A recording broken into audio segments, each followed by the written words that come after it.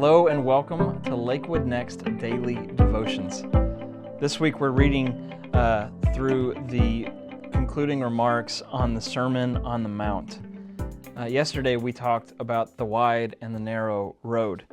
This wide road leading to destruction and the narrow road leading to life, and how we're supposed to take this narrow road and take as many people as possible along with us for the journey. And now Jesus, coming from that imagery, gives us a warning. It's in Matthew 7, starting in verse 15, he says, "Beware of the false prophets, who come to you in sheep's clothing, but inwardly are ravenous wolves. You will recognize them by their fruits. Are grapes gathered from thorn bushes, or figs from thistles? So every healthy tree bears good fruit, but the diseased tree bears bad fruit. A healthy tree cannot bear bad fruit, nor can a diseased tree bear good fruit. Every tree that does not bear good fruit is cut down and thrown into the fire. Thus you will recognize them by their fruits." Essentially what Jesus says is, as you're walking the path, watch out for false or counterfeit prophets. When we see this from the imagery of the two paths that Jesus has already talked about, it is expected then that there are going to be those that preach and prophesy like they are on the narrow path, while actually standing in the middle of the wide path. They can speak about Jesus, they can prophesy in His name, but they can still be false prophets that lead people to the same path that they are on.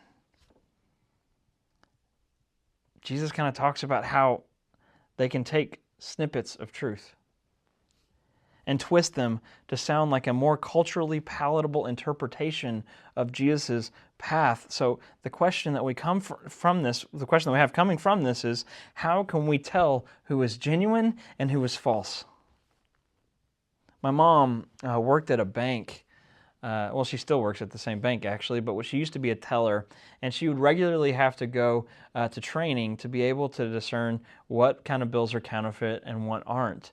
And at her first training, they were going over all of the details of the new 100, the new 20, and somebody asked the question, well, what about the counterfeiting? Like, what are they doing to counterfeit? And the instructor said, we don't study the counterfeit, we study the original article. Like he said, there's a new counterfeit every single day, but this doesn't change. And so we study and we know this to be able to tell what's not this. Essentially, they said, we look at the genuine article.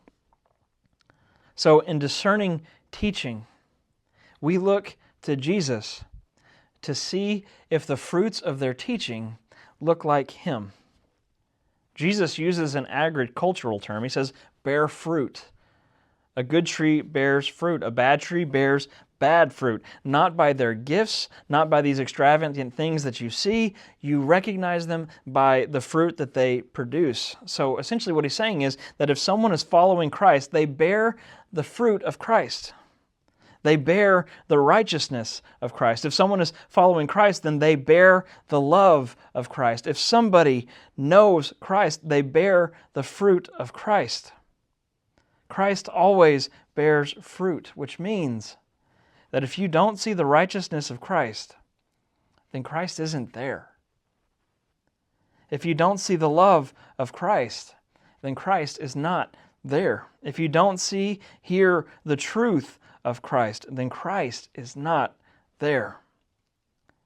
Jesus is always fruitful. And if we claim to be followers of Jesus, then our lives will bear fruit, or bear the fruit of following Him. You know, if you were to drive down any highway, say if you're just going over to Oklahoma City, you're going to see billboards all over the place. I was driving to Missouri just last week, and I started seeing signs for a Buc-ee's that was 100 miles away.